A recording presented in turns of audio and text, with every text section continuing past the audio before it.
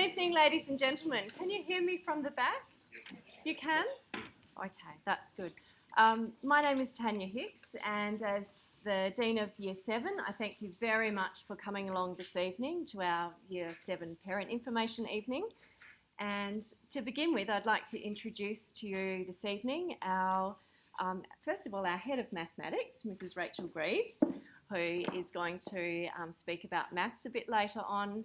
And I'd also like to introduce Mrs. Danielle Spark, our Director of Staff and Students, who is, there we go, all set, who is also going to address us a little bit later on.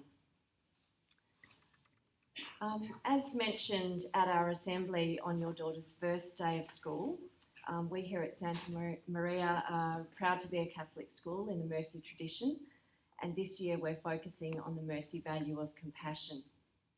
When we gather as a Mercy community, we join in prayer. And we begin today's prayer by acknowledging the Whadjuk people of the Noongar Nation as the traditional custodians of the land on which we gather. We recognise their continuing connection to land, waters and community. We pay our respect to them and their cultures, and to elders both past, present and emerging. We also acknowledge the Sisters of Mercy, whose vision and foresight led to the establishment of our college 81 years ago. We gather in this space today thanks to their response to the call of the gospel. We acknowledge the women and men who have gone before us and on whose shoulders we stand. As today, Ash Wednesday, marks the beginning of Lent, we have a prayer this evening reminding us of the significance of this most special time in our liturgical calendar. So in the name of the Father, the Son and the Holy Spirit, Amen. Gracious God, today begins a period of inner reflection and examination. The days stretch before us and invite us inwards to that silent, holy space that holds your Spirit. This special time beckons us to see our lives through Christ's eyes and the truth and reality of your love incarnate. Give us the grace to enter the space of these days with anticipation of our meeting. And when we open our souls to your presence, let your loving kindness flow over us and seep into the pockets of our hearts. We ask this for the sake of your love. Amen. In the name of the Father, the Son, and the Holy Spirit. Amen. So this evening, we would like to share with you, this latter part of the evening, some aspects of school life you may find helpful in supporting your daughter and her education here at the college. The Year 7 girl is a complex girl. At just 11 or 12 years of age, her brain is being redesigned at the moment. Her hormones are peaking. She needs more sleep as she enters adolescence. And to help aid that sleep and for good mental and physical health, she needs lots of physical exercise. She wants independence. Please come in and sit down. She wants independence desperately. So she needs to be allowed opportunities for that independence, but she also needs firm boundaries and expectations set by both yourselves and ourselves here. In terms of pastoral issues, there are many that often emerge at this time of adolescence. Friendships become all important, the peer group is all important, and sometimes navigating that field, that friendship field, is a difficult thing for girls, and so many of our girls experience challenges in that regard. Yet parenting a Year 7 girl brings both joy and challenges. We want our girls to be resilient, independent and confident. We want them to be young women who are able to find their way in life. So therefore, having opportunities to take really sensible risks and experience failure and setbacks is really important. The Year 7 student needs the chance to fall down and to fail, to be able to brush herself off and to keep going. We can't, nor should we, protect her from life's bumps and scratches, nor fight her battles for her. After all, we can't have somebody else's experience for them. So, for example, if something is left at home, please don't bring it to school. your daughter needs to experience the consequences. Perhaps that night, when she reflects, talk about how she can prevent forgetting things in the future. If she gets a poor mark, or a teacher corrects her behaviour, or she has some conflict with a friend, help her to focus on what she can do to remedy the situation and take ownership of the role she's played. That way she'll learn to problem solve and she'll learn to be accountable. So encouraging your daughter to be solutions-based as much as possible is really important, and it's something that we try to do here at the college as well. As a parent and as teachers here, we try to make the most of these moments and view them as learning opportunities rather than as negative occurrences. We try to walk our girls through solutions so that they understand how to take control of what's happening to them and to manage their responses. So that rather than them feeling as though they're a victim of consequence or circumstance, that they view the experiences and the challenges they go through as opportunities to learn. Now is also when we need to have clear boundaries, rules and routines. They're the safety nets that we all provide for our girls. So there may be some grumbling at home about how unreasonable you may be as parents. There may be door slamming, there may be fears of outright rebellion. But this is when being a parent with clear values and expectations has its biggest impact.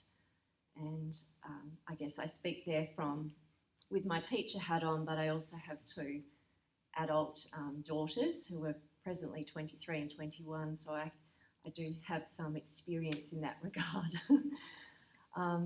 But having viewed the Year 7s just the last 3 weeks or so, they are just beautiful. They're just doing their utmost to please and to live up to all the expectations that we've already placed on them here at the college. So it's hard to imagine them navigating this really complex journey of adolescence, but yeah, it does tend to happen as the year progresses. In terms of other parenting tips, it's important, and I know that you already know this, but it's important to stay involved, to be interested and to listen, to know how your daughter is going by monitoring her progress and taking an interest in her studies. Friendships are challenging, as I've said, particularly now that there's so many new relationships in play. So we all work to do our best to keep track of friendships here at school and at home, and to know what's happening on social media as well, because this is sometimes where some meanness and fights and bullying can fester because it's out of sight. So it's important for all of us to work together in that regard. As a parent of a Year 7 girl, it's important to be informed and to acknowledge also that teenagers and adolescence is just another phase of life that we go through. There are many great books out there to give you some insight and advice, and in that sense, knowledge is power as well. I don't know that there's a perfect book on parenting, but here are some suggestions that you might like to consider. And this PowerPoint and tonight's presentation is being recorded, so you will be able to get a copy of this later on so you can see the titles again. And there's some more titles on the next page as well.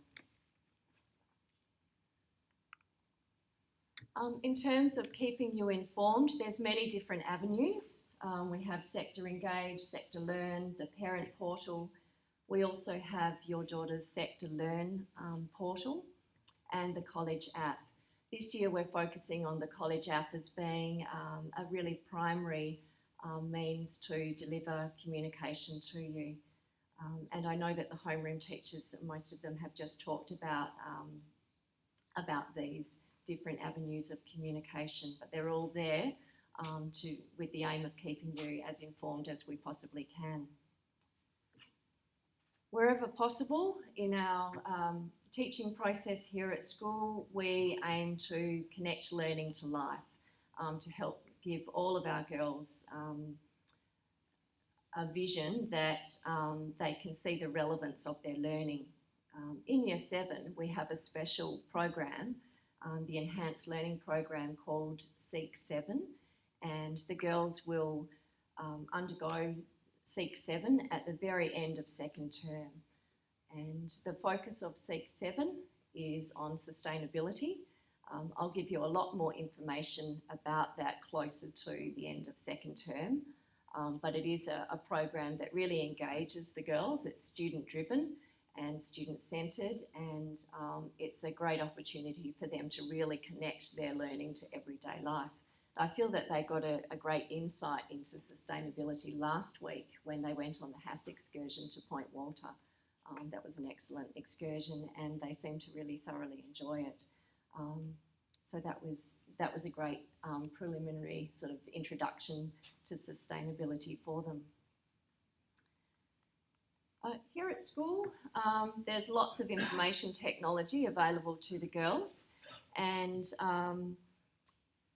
before I go any further, I'd like to just quickly talk about mobile phones. Many of the girls evidently have mobile phones, and we like to keep the focus on phones as being purely educational. Occasionally, a Year 7 teacher may ask the girls if they'd like to use their phones to film something or do something that they're working on in class, and the teacher, if that opportunity is presented, will ensure that all students are involved, whether they have a phone or not. And those sort of occasions don't happen very often in Year 7 anyway. There's no need for the girls to bring a mobile phone to school. It's entirely up to you. I know that many parents do wish their daughters to have mobile phones if they travel long distances on a bus and whatnot after school, so that's perfectly understandable. But if, or when the girls are at school, they need to make sure they lock their phones away in their locker as soon as they get to school, and they're not permitted to use their phones until the end of the day, and only then if they absolutely need to. Unless, as I mentioned, on the very odd occasion that a teacher may say, for this particular lesson we're going to use phones, if that's a possibility. In terms of emails, that's another form of communication. Students are being taught to check their emails a couple of times a day, in the morning and in the afternoon. There's no need for them to be checking them all the time though. We really want them to be focusing on what they're learning in class. They have already had a session on email etiquette, how to write a polite email, and that took place during their transition program, and they wrote some absolutely beautiful emails to practice their email etiquette during that time. In terms of emailing their teachers, they can do that, and I guess teachers, they're in the classroom during the day, and they will respond within a reasonable time frame, and to yourselves as well, should you email one of your daughter's teachers. But teachers are not expected to be working outside of school hours. So if, for example, if a student sent an email at 7 o'clock at night, it's unlikely that she would receive a response from a teacher until the next day.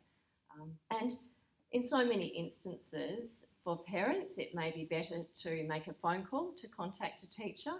And for students, it's ideal for them, if they have a question, to write it down and to see the teacher during lesson time, because then the teacher can really fully understand what it is that the student needs help with.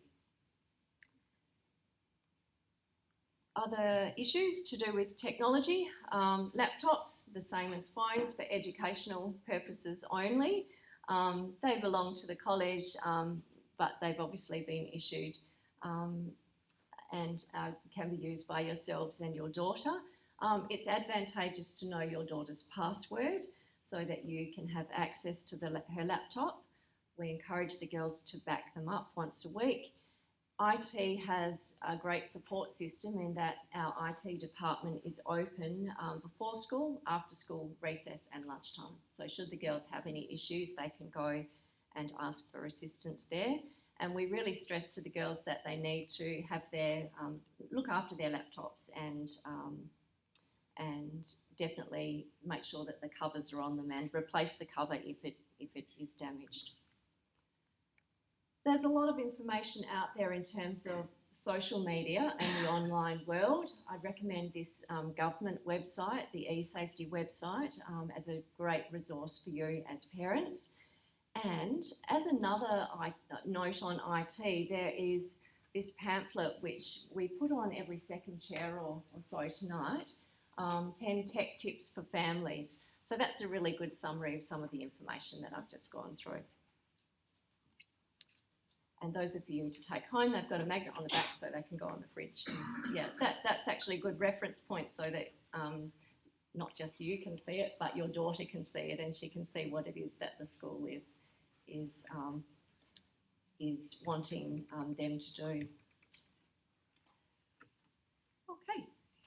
In terms of our Mercy Wellbeing program, if I can just shift focus, as I mentioned at our welcoming assembly a couple of weeks ago, our whole focus is on building a sense of belonging with the girls, and we foster that through the homeroom, through the house system, when the girls meet as a year group, and as a whole college as well. We have all of those different communities interwoven into the college that is Santa Maria.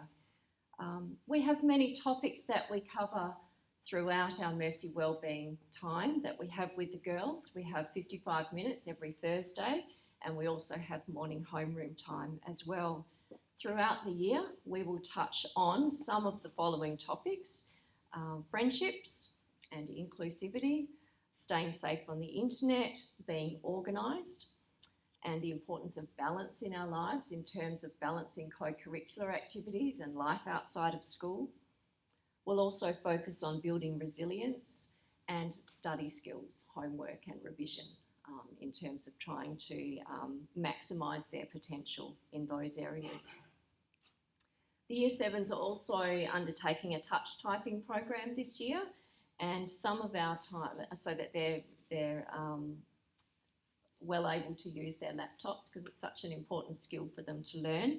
And this will be conducted in some of our homeroom and pastoral time, as well as some learning area time as well. So across the year, that's something that we'll be encouraging the girls to do.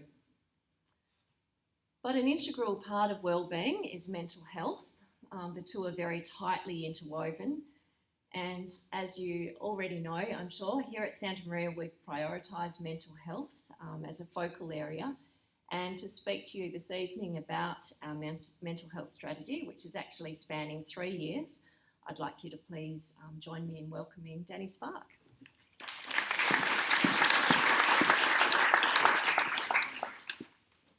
Thanks very much, everyone, for joining us this evening, and apologies in advance if you have been to one of the previous parent information evenings where I've spoken about this, because it is the same information. You do have my permission to switch off for the next couple of minutes. So our mental health strategy, the process that we used to arrive at this mental health strategy was a very collaborative one. We've used what we've labelled a co-design process, whereby we had a group that we call the Table of 20. We have student ambassadors. We surveyed staff, parents, and also the wider student body in an effort to glean what was the most important, what did the girls say, what did the parents say, what did staff think were the most significant issues for each of the different year groups at different times. So we broke the data down quite extensively to really understand the different needs of the different year groups. So it's not a generic approach that's going to be applied to each year group. We received extensive feedback from the college community, far more than any other school, I think, that's taken part in we had a facilitator that assisted us in the first part of this, and she was, I guess, surprised at the amount of and depth of feedback that we received. And I think that's a really great reflection on everyone at the college and our whole community, in terms of the fact that everyone has obviously given it the significance and importance that it's due. So we collated that data, and that resulted in the development of what we now term our mental health strategy. And behind me on the board there, you'll see that our overarching objective is to work together to ensure that all Santa Maria College students have the skill set to manage their wellbeing, tackle challenges, and thrive in school and in life. And that definition or objective, I guess, was worded by the mental health ambassadors, the girls themselves. So it's not, things that we're telling them they need to do, they're telling us what they need. We broke that down into 4 areas, as you can see: culture and values, knowledge, skills and support. And then underneath each of those that you can't see on the screen, we broke those down further so that we have 8 key actions. And those 8 key actions are what we will use to drive our behaviours and our strategies and our processes to ensure that we are achieving our objective. We've appointed 3 mental health coordinators, staff members that will work alongside, and in addition, a member of the boarding community will be stepping in to assist to help implement strategies in boarding. And those 3 staff members, our mental health coordinators, will work extensively with the mental health ambassadors, who again are student representatives, to help us to implement strategies that the girls think will work, not that we think will work. So what will this mean for you and your daughter? There will be some new and some existing strategies that you'll start seeing coming through in PCT sessions. Some of the things we have already been doing, and we know they're good for mental health, we just maybe haven't labelled that and expressed that specifically. So you will see some things continue, but you will see new things also. There'll be lots of ways that you can support your daughter. We'll be feeding you lots of information, opportunities to attend sessions. Perhaps some of you are booked in to come to the Sarah Edelman session tomorrow evening about changing your thinking. And there's blogs. There'll be lots of information coming your way. And I guess at this point, it's probably good to raise also, just because we have a mental health strategy doesn't mean we're not going to be able to prevent. We're not going to be able to prevent all girls from experiencing mental health difficulties, but our aim is to reduce the number of girls that experience mental health difficulties and hopefully the severity of the mental health difficulties that girls might face. So in giving them the tools and the strategies to address a positive mental health early on, we are hoping that we can avoid, some of those issues turning into much more significant issues.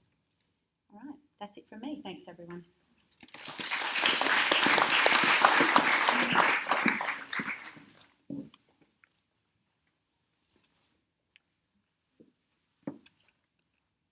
Thank you, Danny.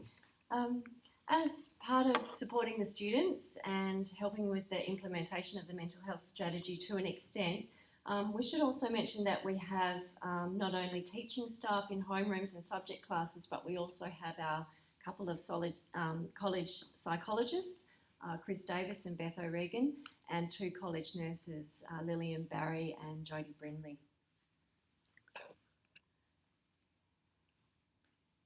Okay, so the Year 7 camp. So in terms of fostering mental, emotional, social, physical and spiritual development of adolescent students, we need to provide them with learning experiences beyond the classroom, and the camp is one of those experiences. So very much looking forward to that in just a very short time now. We hope that the girls are going to have lots of fun on the camp and make new friends as they get to know girls out in their homeroom better and beyond their homeroom as well. And as I mentioned in my email to you just a week and a half ago, the camp is based at the Nanga Bush Camp just outside of Dwellingup, so it's not very far away from Perth. In a nutshell, the girls spend one night camping in a tent and another night in a bush camp in a dormitory style building. The environs in the Lane Pool Reserve are really beautiful. The girls will have their homeroom teachers with them throughout the duration of the camp. I'll be there as well. Lillian Barry, one of our nurses, will be there the entire time as well. And we have the experienced and qualified instructors from the Outdoor Education Group, which is formerly known as Explorers, who will be there providing the activities and will be working alongside them. There are many different activities the girls will partake in. There's bushwalking, there's canoeing on the Murray River, there's raft building, team games and a zip line, which is like a flying fox with a harness. It's a lot of fun, and I do have a short clip to show you with some highlights of last year's camp. So the camp is a time for resiliency, to build self-confidence and to get out of their comfort zone and to meet people that they didn't know.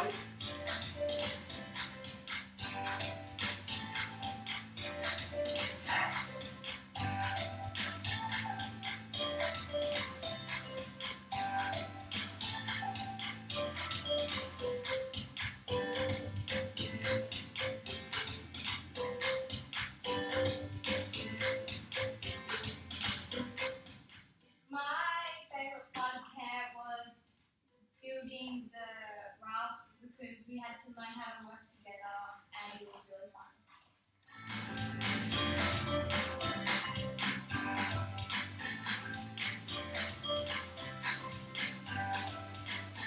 I spent many times down at the events with them and watched them build rafts, play team games on the zip line, and I know for many of them that was a challenge.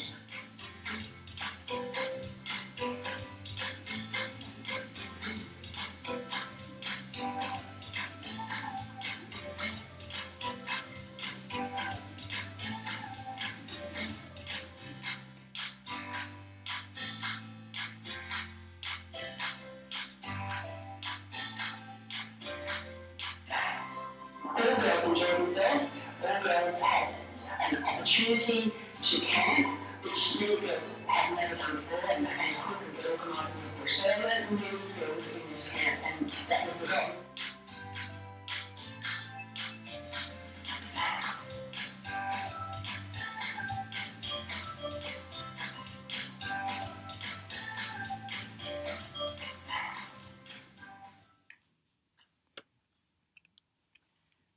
I'll send out some information tomorrow about the camp, some more information, and that will be through the Consent to Go system.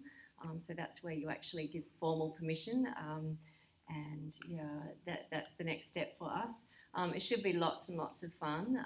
Thank you very much to those of you who've already supplied some medical forms for me, for those students who have severe, serious medical conditions, and yeah, we really, really look forward to it. So if you have any questions though, please don't hesitate to give me a call. I'd just like to quickly mention our co-curricular program. I won't go into great detail because this booklet is available to you on Sector, and your daughters have already expressed, just looking at the year group, a lot of interest in the various co-curricular activities already, and lots of them are really loving being involved in volleyball and tennis at the moment, Young Mercy cook-ups and so on. There's so many things that they've already really embraced here at the school. The importance though is balance, and as I said at the welcoming assembly, it is important that they don't take on too much, and if they feel like they would like to sit back for this term, that's fine as well. And just to get into the routine of study and homework and whatnot, that's completely fine. I'd like to now call on Mrs. Rachel Greaves to talk to you about the maths program, Maths Pathways.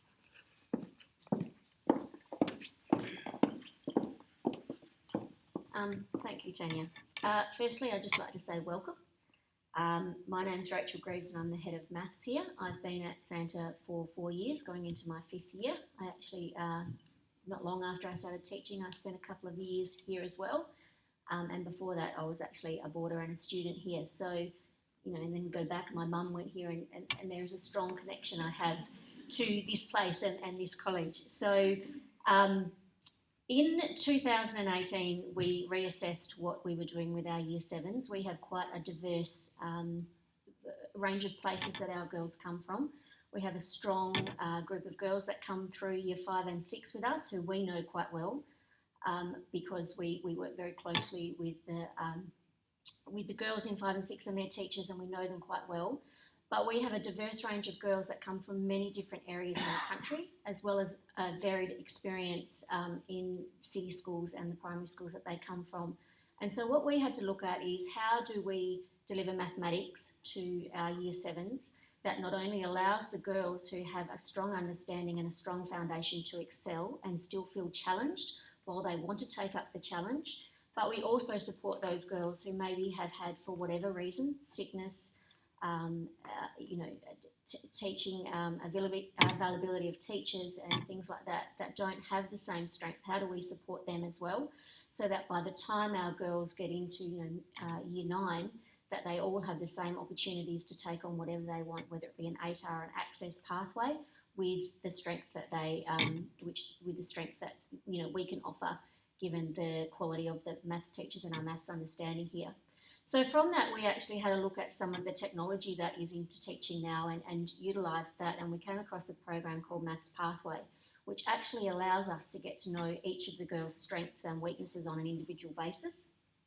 And then from there, we have a look at, okay, who needs gaps filling and who are the people that need extending, and where do we go to extend them? What's the next step in that process? So I spoke to a mum already this evening who's probably got the same concerns that you have, and it's like, why have we not had any homework yet, and what is going on? When the girls come to us at the end of year 6, we do some testing with the girls, which your girls would have done on the orientation day. And what that testing tells us is what your girls know. So whilst we can then say, okay, we think that these girls here would suit our Ignite program, or we think that these girls here might need some support, it actually doesn't tell us the most important thing that we need to know as teachers, and that's, what do they not know? Because unless we understand what they know and what they don't know, we actually can't work out where is the best place to start for them.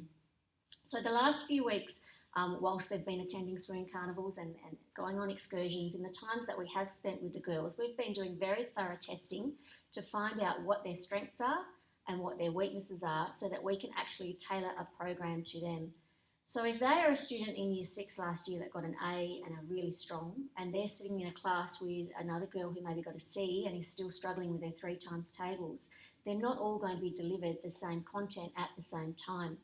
The system that we use, so the textbook that we use, is actually online, and the information that we put into the system from working with your girls allows us then to say to one group of girls, these are the questions from this exercise that you need to do, and with another group of girls, these are the questions that you need to do.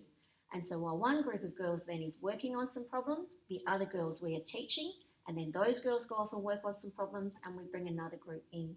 So as teachers, we will never really deliver content and skills-based knowledge in a whole class situation, because not all of the girls in there need to know it.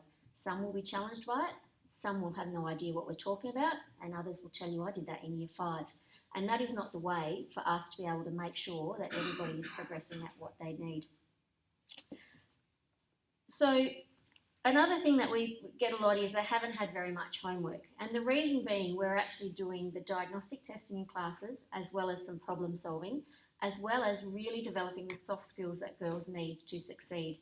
They are, how do you set up your workbook? How do you expect us, or how do we expect the girls to show us their thinking, their mathematical thinking, and lay out problems? How do you access help? So if you are in the group that's not with the teacher, doing the content, if you're off working and you come across a problem, what do you do about that? So we teach them the different ways that they can get help when the teacher may be with somebody else. So all of those things we've done at the moment, as well as getting to know the girls. So the teachers have spent a lot of time really getting to know the girls, who they are, what their background is, where they've come from, what their likes and dislikes are, how much they will take up that challenge if we give them a problem that doesn't necessarily have an easy answer. How resilient are they at sticking with that? What things do we need to teach them in terms of struggle? And that struggle is good. And really, if you are not struggling, then how are you learning? Because if you're not being challenged, clearly you know it, well, that's not learning. So telling all the girls and getting them confident and comfortable with all of those things are what the teachers have been working on in the last couple of weeks. Going forward, once the girls then start working on their own individual programs in their groups, or even at their own pace, what then happens is regular assessment. So every 2 to 3 weeks, we will give the girls a test. It is not the same test for every girl in the class because they haven't all been doing the same exercises. We will monitor how they've progressed with that. We meet with them on an individual basis and do some reflection, and then we set the next module of work and the next cycle of work, which they will work through.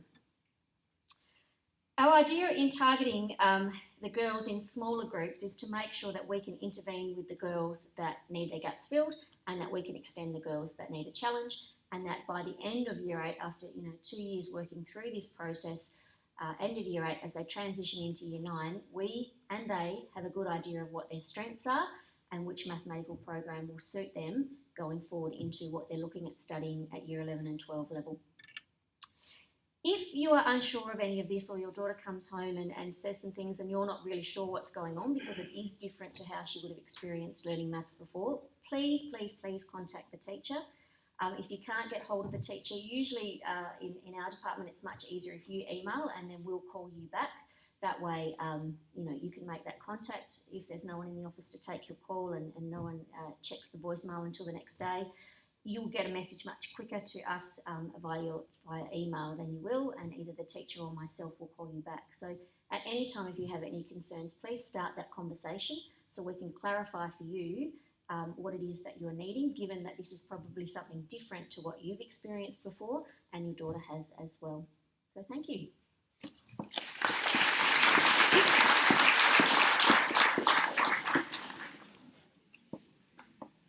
Thank you, Rachel.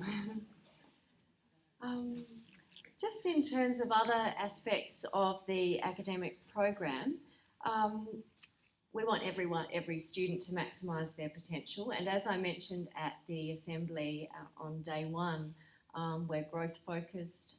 We aim to support every student as she strives to improve in small steps using guided study and revision. In terms of academic support, if you have any concerns at all about your daughter in a particular subject, the subject teacher is the first point of contact for yourselves and also for your daughter too. If there's something that she's experiencing, for example in maths or English or science or whichever subject, there's a problem, she needs to have the confidence, and please encourage her to ask her teacher in the first instance. We have Homework Heroes, which is a group that your daughter is more than welcome to join. It's open to all students in year 7, 8 and 9. And Homework Heroes is a group that meet on Tuesday and Wednesday afternoons in the Plaza area for 1 hour after school. We have a group of year 11 students who mentor the year 7, 8 and 9 girls who attend Homework Heroes. So we often end up with one year 11 student really closely mentoring either 1 or 2 year 7 or 8 or 9 students, which is great in that the girls get to meet some of the older students at the school, and those students have been really carefully chosen to help the girls, and they will specialise in different subject areas as well. A teacher is there at all times supervising what's happening, and it's open to the girls every week. They don't need to sign up or anything, they just need to go to the Plaza after school on a Tuesday or Wednesday. Study skills and organisation is a major focus during our pastoral care time as part of our Mercy Wellbeing program, as I've mentioned. Also, teachers, we use email, OneNote, Sector, to assist the girls in their learning. And one other thing that I wanted to mention tonight is that attendance is important, and that's an obvious point to make, but we do find sometimes the girls struggle if they're sick and they miss a few days of school. We're more than happy to support them, but it's important that as soon as they are well that they do get back to school and that they're not afraid to ask for help from their teachers. Also, in terms of academic progress, it's important you know how we keep you informed, and these are all different methods that we use. At the end of first term, on the very last day, you'll receive an interim report for your daughter. Early in second term, we have parent-teacher-daughter interviews. The semester 1 report comes out at the end of second term. We also have Sector Engage, where you can stay up to date with assessment results. You get continuous information and feedback regarding your daughter's learning, and also, of course, direct teacher-parent communication if you feel that that's the way that, if you have a particular concern and you'd like to speak to a teacher.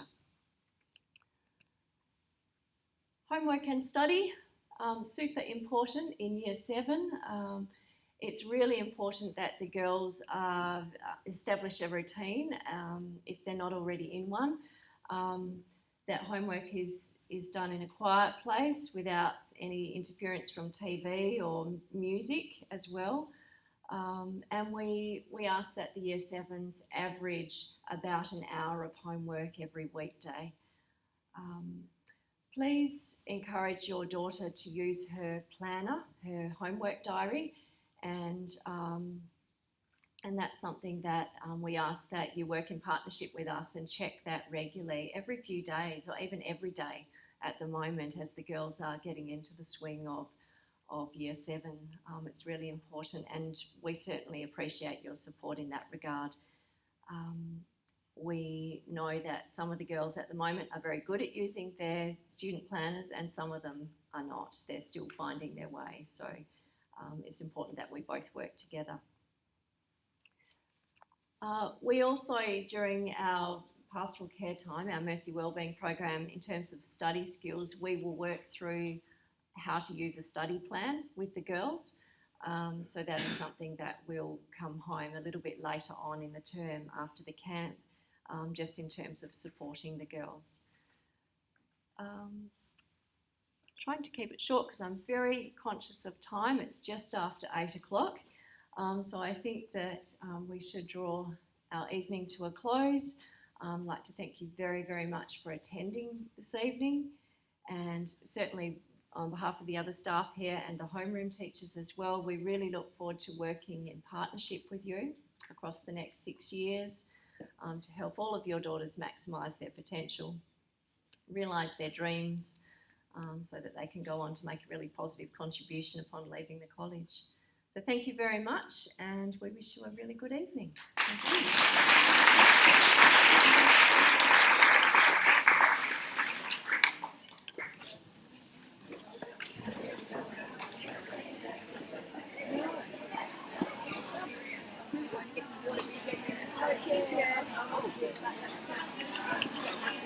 Sorry.